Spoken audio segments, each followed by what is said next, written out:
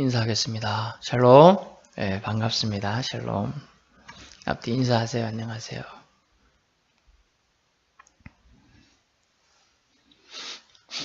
벌써 한 해도 이제 몇 주 남지 않았습니다. 후회하지 않도록 남은 시간들도 규모 있게 알차게 사용하시길 바랍니다. 오늘 본문의 시인은 주전 538년 바벨론 포로 귀환 사건을 회상하고 지은 시입니다. 이스라엘 백성이 죄로 인하여 범죄함으로 하여 하나님께 실어버림 바되어서 BC 586년에 멸망합니다. 바벨론에 의해서 멸망하고 538년경에 586년에 멸망하고 538년경에 고레스 왕에 의해서 이스라엘 백성 돌아갈 사람 돌아가라 이렇게 허락을 해줘요. 그래서 그때 당시를 회상하고 쓴 시입니다. 선지자를 통하여 예언된 귀환들이 원래 한 70년으로 되어 있죠. 다니엘서에도 그렇게 예언이 되어 있는데요. 포로 생활하다가 우리나라도 한 35년 몇 개월 했는데요. 해방됐을 때 그 기쁨은 이루 말할 수가 없죠. 돌아가라 했으니 얼마나 감격스러웠을까 생각해 봅니다. 시편 137편은 뒤에 넘겨보면 137편입니다. 1절에 보면 우리가 바벨론의 여러 강변 거기에 앉아서 시온을 기억하며 울었도다. 그 중에 버드나무에 우리가 우리의 수금을 걸었나니 이렇게 되어 있어요. 원래 이때는 잡혀갈 때예요. 여러 강변에 갔는데 포로 생활하면서 우리 포로가 곱게 옛날에는 이렇게 우리는 이렇게 포로를 대접해 줄 거라 이런 포로 협약이 있습니다. 인권, 국제인권 선언도 있고 한데 옛날에 그런 거 없잖아요. 이렇게 묶여서 끌려갑니다. 근데 오해 없으시기 바라네. 대부분 이제 끌려갈 때 벌거벗겨서 끌고 갔어요. 그렇게 끌고 가는데 창피하고 얼마나 창피해요.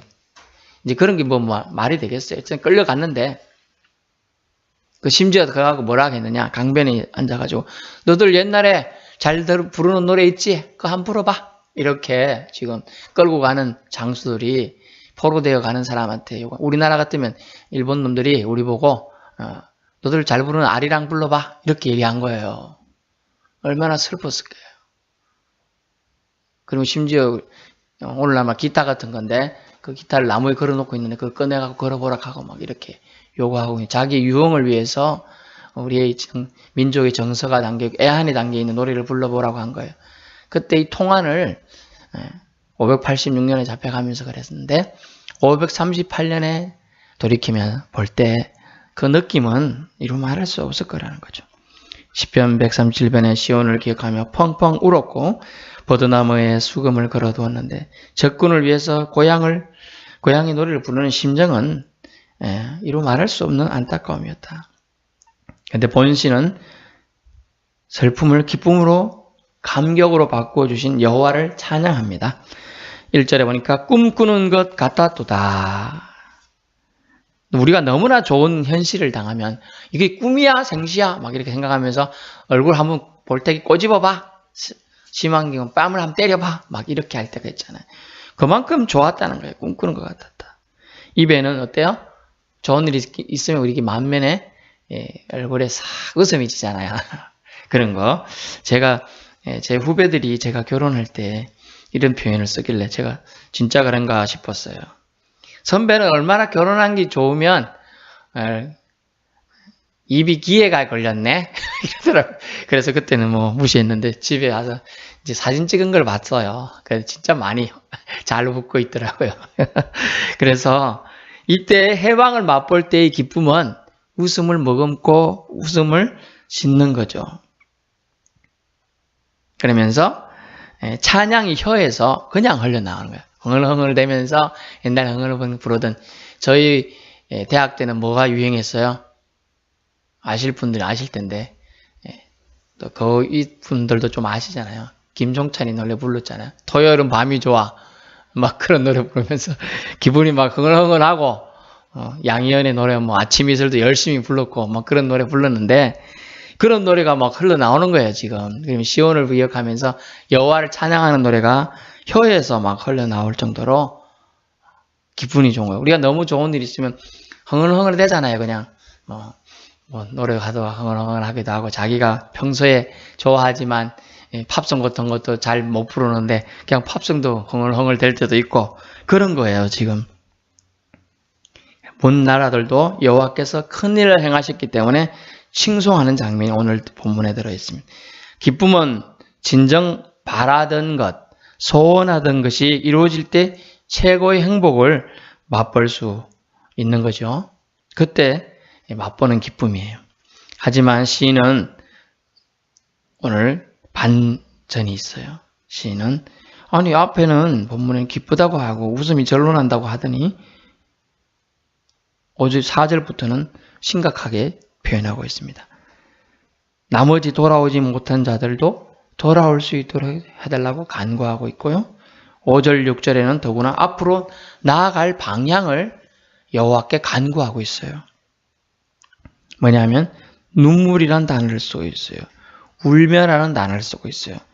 눈물을 흘리며 씨를 뿌리라고 합니다. 왜 울까요? 더워서 울까요? 추워서 울까요? 힘들어서 울까요? 배고파서 울까요? 어떤 이유이든 울고 있습니다. 우리 자신과 타인의 죄에 대한 슬픔의 눈물, 기도와 말씀으로 생기는 자비의 눈물이어야 합니다. 그런 눈물은 가치가 있기 때문입니다. 대지를 적시는 빗방울은 대지의 생명을 공급합니다. 인생의 눈물을 하나님께서 우리를 긍휼히 여기도록 촉매 역할을 하기에 충분함을 본문을 통해서 알 수가 있습니다. 왕하 20장 5절에는 네 눈물을 보았다라고 말씀이 있습니다. 그래서 히스기야의 눈물을 보시고 생명을 15년이나 연장해 줍니다. 여기서 잠깐 살펴볼 게 있습니다. 눈물이 흘러나와도 주체할 수 없는 슬픔이 몰려와도 환경이 우리를 억압해도 우리는 우리 일을 하여야 한다는 거예요. 이것이 팩트고 사실입니다. 아무것도 안 하고 계속 지낼 수는 없다는 겁니다. 회개의 눈물로 마음이 정화되었습니까? 그렇다면 더더욱 주님의 일을 잘 감당해야 합니다. 그 일을 본문에서는 씨를 뿌리러 나간다고 기록해 주고 있습니다. 왜요? 눈물을 흘리는 일이 씨 뿌리는 일을 막을 수 없다는 거예요. 우리는 눈물 나면 몰라 안 해. 눈물을 흘리게 한 장본인이 알아서 해.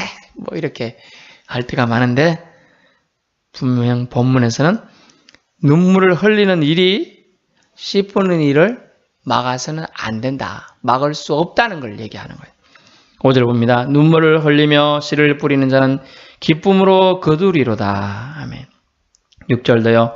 울며 씨를 뿌리러 나가는 자는 반드시 기쁨으로 그 곡식단을 가지고 돌아오리로다. 아멘. 이렇게 했다는 거죠. 그렇다면 우리는 어떻게 이 씨를 뿌려야 할까요? 첫 번째는 기도로 뿌려야 합니다. 5절에 눈물을 흘리며 자기는 지금 기쁨이 납니다. 하지만 돌아오지 않은 포로들을 생각할 때 확장시켜서 생각하면 아직 자신은 구원받았기 때문에 괜찮지만 아직 주위에 구원받지 않고 예수 믿지 않은 사람 생각할 때 눈물을 흘린다는 거예요. 아직 예수 믿지 않는 가족들을 생각할 때 아직 예수 믿지 않는 아들과 딸과 손주들을 생각할 때 눈물을 흘린다는 거예요. 그 얘기를 하고 있는 거예요, 지금. 또 아직 예수 믿지 않은 부모를 위해서 기도한다는 거예요. 눈물을 흘린다는 거예요. 각자 자신의 기도의 수고로 씨를 뿌려야 함을 말씀해 줍니다. 대신해 줄 수 없는 부분이 있습니다. 여러분 밥 먹는 거 대신 누가 해주나요? 화장실 가기 대신해 주나요? 회개하는 거 대신해 줄 수 없습니다. 우리가 반드시 귀찮지만 힘들지만 수고롭지만 우리가 해야 하는 거예요. 그것을 씨를 뿌린다고 표현하고 있습니다. 유명한 설교자 중에 가필드라는 사람이 있는데요. 이 사람이 어느 친구랑 아주 실력이 비슷비슷해요. 그런데 한 번도 그 친구를 이길 수가 없는 거예요. 시험 치면 그 친구가 항상 몇 점이 더 높아요. 왜 그러지? 이렇게 생각해. 저 친구가 맨날 노는 것 같은데 보니까 그 친구 방을 같은 기숙사를 쓰고 있었는데 자기가 부를 거면 항상 10분간 더 불이 켜져 있는 거예요. 오늘만 그랬겠지, 내일도. 계속 그래요. 뭐 그 10분에 더 이유가 있나 보다 생각했어요. 그래서 자신도 이미 불을 딱 껐어요. 그러니까 그 친구가 10분 동안 더 꺼지더래. 이제 그때 켜서 자기도 10분 더 했대요. 그래서 그 친구를 이겼다는 거예요.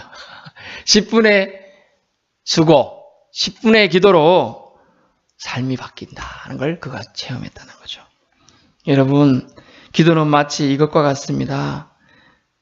계란이 스스로 깨고 나오면 병아리가 되고 남이 깨주면 후라이가 됩니다. 계란이 스스로 깨나오면 병아리가 되지만 남이 깨버리면 후라이가 돼요. 계란찜이 돼버리는 거예요. 기도는 스스로 해야지 되는 영역임을 말씀해주고 있어요. 두 번째는 뭐냐 하면 어떻게 우리를 씨를 뿌려야 되냐. 두 번째, 말씀을 보고 묵상해야 한다는 겁니다. 여러분, 절대로 신앙에는 공짜가 없습니다. 자신이 하나님의 말씀을 묵상하고 읽어야 그 안에 담긴 하나님의 메시지를 받을 수가 있어요. 자신이 묵상하고 자신이 읽어야 한다는 거예요. 대신 읽어줄게. 정말 사모하는 사람, 자기 눈이 흐려서 못 읽는 사람, 이런 사람은 그게 가능합니다. 그렇지 않은 경우는 이게 자신이 읽을 때 천지차이예요. 자신이 읽을 때랑. 자신이 묵상할 때 그 메시지를 받을 수 있어요.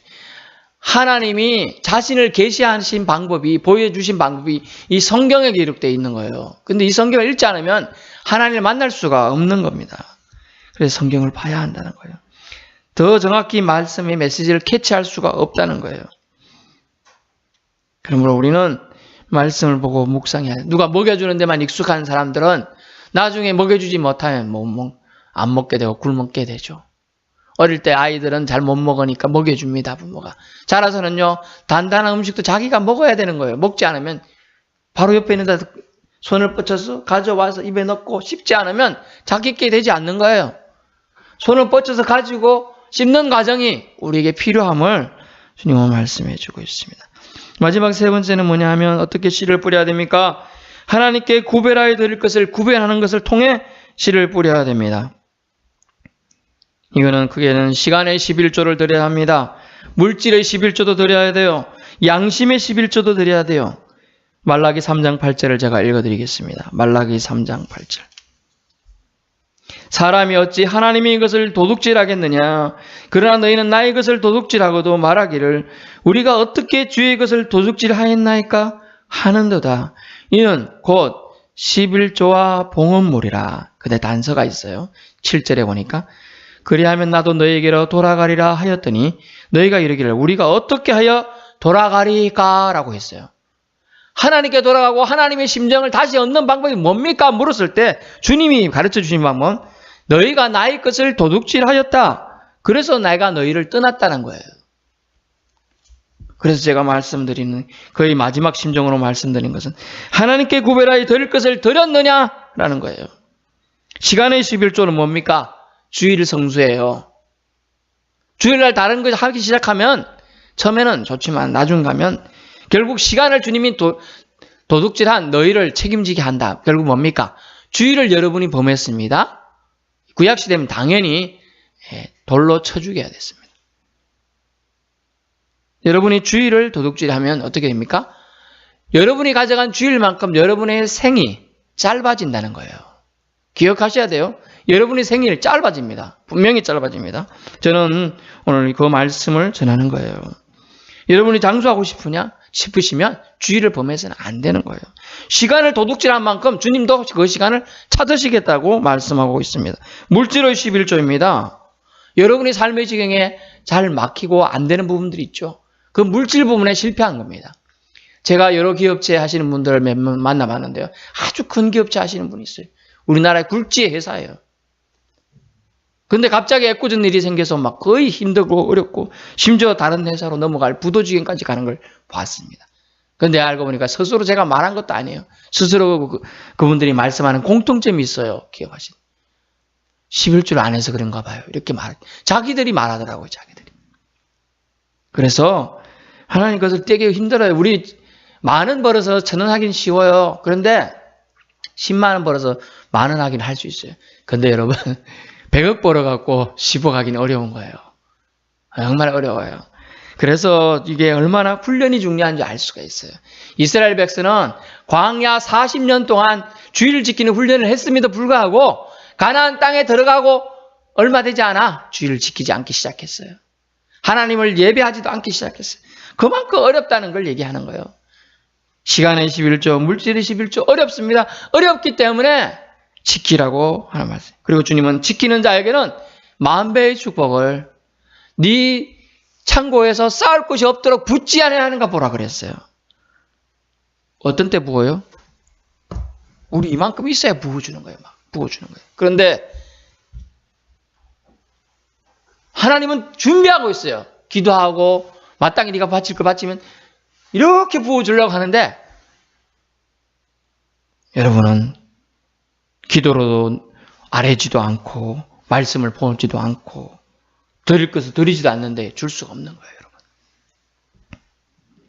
마지막은 양심의 11조예요. 양심의 11조 뭡니까? 예배 자리엔 심지어 제가 지난주에 한 통계를 봤는데요. 한국교회 옛날에 인구 많을 때 3분의 1이 교인이었다 이랬어요. 기독교 신자라 그랬어요. 3분의 1이. 200만 명, 1000만 명 넘겠다. 1200만 명 되는데. 근데 그 사람들이 진실되게 교회에 와서 예배 드렸다면 한국이 어땠을까요? 주님의 축복을 마음껏 받고요. 교회뿐만 아니라 한국 자체도 부흥되고 수많은 선교사를 통하여 전 세계가 복음에 더욱더 가까이 갔을 겁니다. 하지만 안타까운 건요. 그들이 교회 자리에 예배 자리에 앉아 있을지 몰라도 양심이 담긴 예배를 드리지 않았다는 거예요. 걱정 뭐냐면 영과 진리로 예배 드리지 않고 예배 시간만 채웠다는 거예요. 그렇죠. 제가 단계별로 얘기했습니다. 주님이 시간을 도둑질하지 않고 주일 와서 지켰어요. 그건 잘했어요. 근데 드릴 거 안 드려요. 그리고 양심을 드리지 않아요. 너는 해봐라. 나는 방청객이니까 잘 들고 있을게. 이렇게 가는 거예요. 구조가. 그러면 한국 교회뿐만 아니라 이 지구상에 있는 교회도 이제 망해가는 거죠. 그래서 시간의 11조, 물질의 11조, 양심의 11조를 우리는 주님께 드려야 한다. 그 말씀은 믿음으로 부려야 함을 말합니다. 오늘 말씀 6절에 울며 씨를 부리러 나가는 자는 반드시 라고 단어가 거예요. 반드시 꼭 필연코 기쁨으로 그 곡식단을 가지고 돌아오리라. joyful. 반드시 가지고 온다는 거예요. 반드시. 갈라디아서 6장 7절에 사람이 무엇으로 심든지 그대로 거두리라 했어요. 심는 대로 거두는 거예요. 사랑으로 심으면 사랑으로 와요. 메아리 지난번도 말씀드렸죠. 산에 가가지고 내가 너 사랑한다 라니까 메아리가 내가 너 사랑한다 말하고 근데 거꾸로 나 너 저주해 그러니까 너 저주해 이렇게 오는 거 똑같아요. 사람이 심는 대로 거두는 거예요. 다른 누군가에 잘해보세요. 그러면 그 사람이 잘하게 돼 있어요. 나는 옆에 좋은 사람들이 없어? 당신이 좋은 사람이 아닌 거예요. 좋은 사람이 되려고 해보세요. 좋은 사람이. 여러분이 좋은 나무가 돼보세요. 그러면 좋은 열매를 맺게 돼 있는 거예요. 믿음이 없어서 내 것도 아닌 것으로 내 것인 양 착각하여 구별하여 드리지 못하고 있는 겁니다. 결국 믿음이 없는 거죠. 믿음이 있다고 자랑하면서 믿음의 표지인 표현, 즉 드림에 인색하거나 주저하는 것은 좀 어울리지가 않습니다. 이는 가룟 유다 예수님을 팔아먹은 가룟 유다의 인색함입니다. 막달라 마리아 향유 옥합을 깨뜨린 사건을 아시죠? 막달라 마리아의 드림, 헌신을 기억해야 합니다. 마땅히 감사를 드리기 위해 한 뜻모를 행동의 드림이었지만 그 행위는 주님을 기리고 감사함을 하는 모든 자리에서 기억하도록 주님이 명령하셨어요. 마리아의 그 행동도 함께 전하게 된 겁니다. 왜 그렇습니까? 그만큼 양손의 떡 신앙을 우리는 내려놓지 못하고 있다는 거예요. 저울질하는 거죠. 양손으로. 세상이냐 주님이냐. 주님이 좋을 때는 주님 쪽으로, 세상이 좋으면 세상 쪽으로. 양손의 떡 신앙을 내려놓지 못하는 인간의 연약함 때문에 이렇다는 겁니다. 그래서 말씀으로 기록해 두고 있어요.